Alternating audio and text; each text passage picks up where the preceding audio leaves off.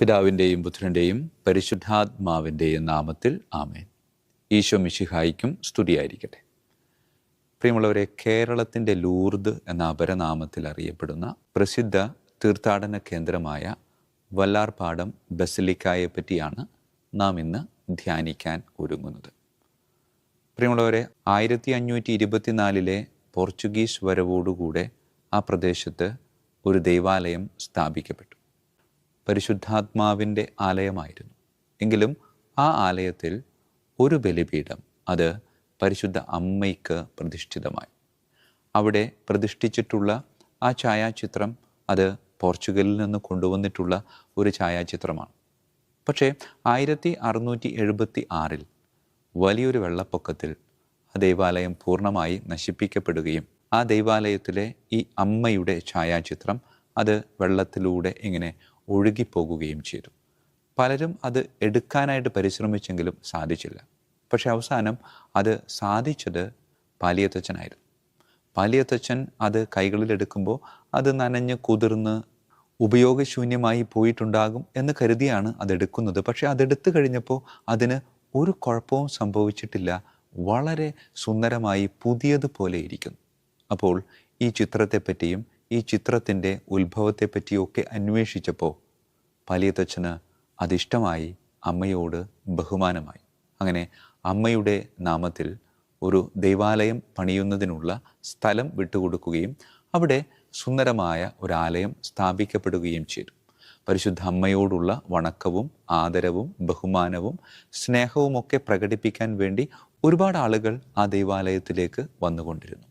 പക്ഷേ ആ ദൈവാലയം ഇന്ന് കാണുന്ന സുന്ദരമായ അനേകായിരം മക്കളെ ആകർഷിക്കാൻ ഉതകുന്ന രീതിയിലുള്ള വലിയൊരു തീർത്ഥാടന കേന്ദ്രമായി മാറിയതിൻ്റെ പിന്നിലെ സംഭവം എന്ന് പറയുന്നത് 1752 നടന്ന അത്യപൂർവമായ അത്ഭുതമാണ്.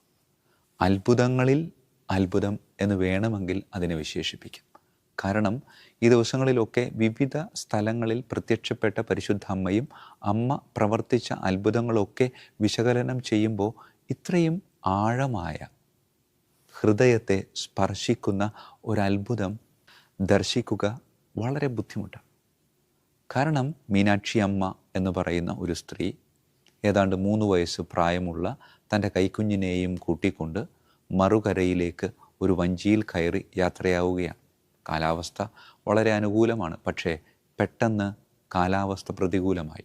കാറ്റും കോളും വന്നു. അപ്രതീക്ഷിതമായി വഞ്ചി നേരെ മറിയുകയാണ്. പ്രിയമുള്ളവരെ, വഞ്ചിയിലുണ്ടായിരുന്നവരൊക്കെ വെള്ളത്തിലായി. ഈ മീനാക്ഷി അമ്മ തൻ്റെ കുഞ്ഞിനെയും കൊണ്ട് വെള്ളത്തിനടിയിലേക്ക് ഇങ്ങനെ താഴ്ന്നു പോയിക്കൊണ്ടിരുന്നു. പ്രിയമുള്ളവരെ, ഒരമ്മ കുഞ്ഞിനെയും കൊണ്ട് അപകടത്തിൽപ്പെട്ടിട്ടുണ്ടെങ്കിൽ നമുക്കറിയാം ആ കുഞ്ഞിനെ രക്ഷപ്പെടുത്താൻ തന്നാൽ കഴിയുന്ന രീതിയിൽ പരിശ്രമിക്കും. പക്ഷേ രക്ഷപ്പെടുത്താനാവില്ല എന്ന് ഏകദേശം ഉറപ്പായി. ആ അമ്മ തൻ്റെ 3 വയസ്സ് പ്രായമുള്ള കുഞ്ഞിനെ ഇങ്ങനെ നെഞ്ചോട് ചേർത്ത് പിടിച്ചുകൊണ്ട് ആഴിയുടെ ആഴങ്ങളിലേക്ക് ഇങ്ങനെ താഴേക്ക് വീഴുമ്പോൾ അമ്മ ഉള്ളിൽ നിന്ന് ഇങ്ങനെ പ്രാർത്ഥിച്ചു, എൻ്റെ വല്ലാർപാടത്തമ്മേ, നീ എന്നെ രക്ഷിക്കുകയാണെങ്കിൽ ഞാൻ എന്നും നിനക്ക് അടിമയായി ജീവിച്ചു കൊള്ളാമെന്ന്.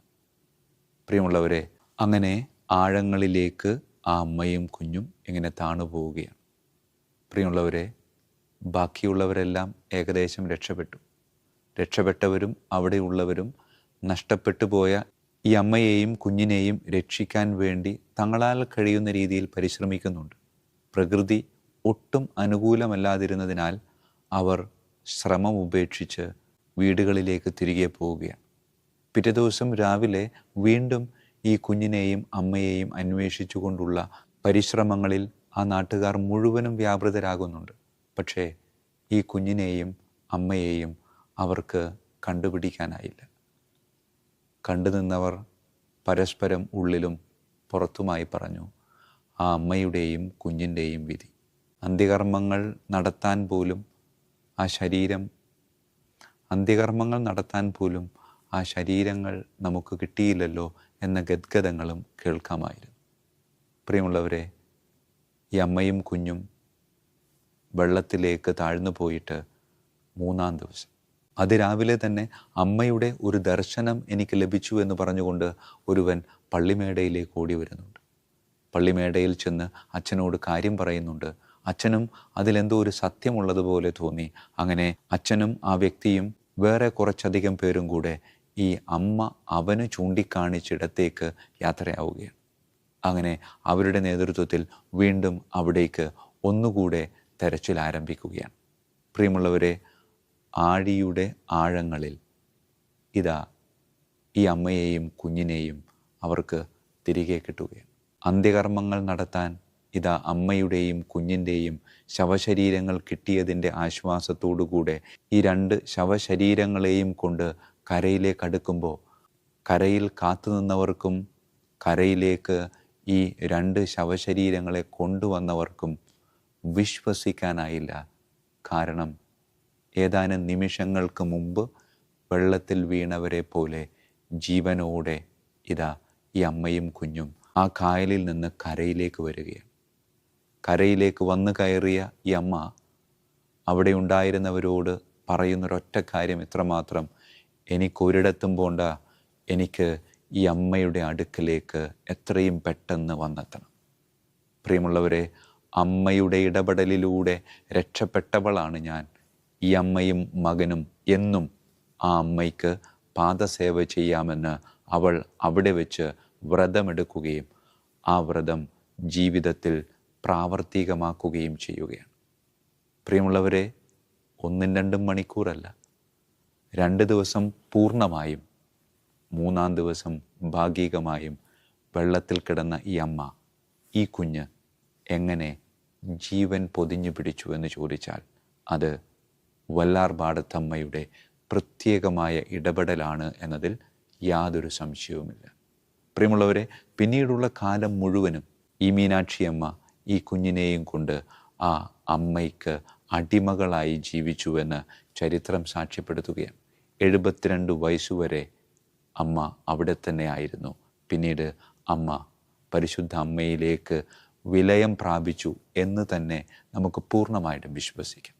വല്ലാർപാടത്ത് അമ്മയുടെ അടുക്കൽ ചെല്ലുമ്പോൾ ആദ്യമായിട്ട് ചെല്ലുന്ന ഓരോ വ്യക്തിയുടെയും ഉള്ളിലുള്ള ഒരൊറ്റ ചോദ്യം ഇത്രമാത്രമുള്ളൂ: എന്തുകൊണ്ടാണ് ഈ അമ്മയുടെ അടിയിലായി, പരിശുദ്ധ അമ്മയുടെ അടിയിലായി വേറൊരു അമ്മയെയും കുഞ്ഞിനെയും കാണുന്നത്? പ്രിയമുള്ളവരെ, അത് ഈ മീനാക്ഷി അമ്മയും അമ്മയുടെ 3 വയസ്സ് പ്രായമുള്ള കുഞ്ഞുമാണ്. പിന്നീട് അവർ മാമോദീസ സ്വീകരിച്ചെന്നും മീനാക്ഷി അമ്മ പരിശുദ്ധ അമ്മയുടെ നാമം സ്വീകരിച്ചെന്നും മകൻ യേശുവിൻ്റെ നാമം സ്വീകരിച്ചുവെന്നും പറയുന്നുണ്ട്. അപ്പോൾ ചുരുക്കി പറഞ്ഞാൽ ആ ചിത്രത്തിൽ 2 പരിശുദ്ധ അമ്മയും 2 യേശുവും എന്ന് നമുക്ക് തോന്നിപ്പോകും. അതേ പ്രിയമുള്ളവരെ, ലഭിച്ച അനുഗ്രഹത്തിന് പകരമായി ജീവിതം തന്നെ സമർപ്പിച്ച മീനാക്ഷിയമ്മ ഈ അത്ഭുതത്തിൽ വേറിട്ട് നിൽക്കുകയാണ്. മറ്റത്ഭുതങ്ങളിലൊക്കെ ഒരുപാട് കൃപകളും അനുഗ്രഹങ്ങളുമൊക്കെ ലഭിക്കുന്നുണ്ടെങ്കിലും അവർ അമ്മയ്ക്ക് നന്ദി പറയുന്നുണ്ടെങ്കിലും ജീവൻ സമർപ്പിച്ച് നന്ദി പറഞ്ഞത് ഈ മീനാക്ഷിയമ്മയും മകനുമാണ്. പ്രിയമുള്ളവരെ, വല്ലാർപാടത്തമ്മയുടെ തീർത്ഥാടന കേന്ദ്രത്തിൽ ചെല്ലുമ്പോൾ നാം പലപ്പോഴും ശ്രദ്ധിച്ചിട്ടുള്ളൊരു കാര്യമാണ്, അവർ അവിടെ ഒരുപാട് ചൂലുകൾ വെച്ചിട്ടുണ്ട്.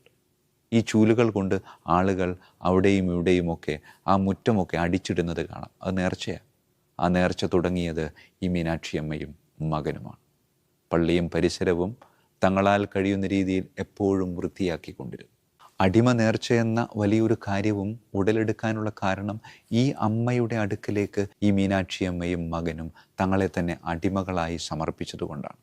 അതേ പ്രിയമുള്ളവരെ, ജീവിതത്തിലെ സകല പ്രതീക്ഷകളും നഷ്ടപ്പെട്ട് ആഴിയുടെ ആഴങ്ങളിലേക്ക് പോയ ഈ അമ്മയെയും മകനെയും അതേപോലെ തന്നെ ഇതാ തൻ്റെ നെഞ്ചോട് ചേർത്ത് പിടിച്ച് സംരക്ഷിച്ച അമ്മ അവർക്ക് ജീവൻ നൽകിയപ്പോൾ ആ ജീവൻ സ്വീകരിച്ച ഈ അമ്മയും മകനും പരിശുദ്ധ അമ്മയെ തോൽപ്പിച്ച് കളയുകയാണ്.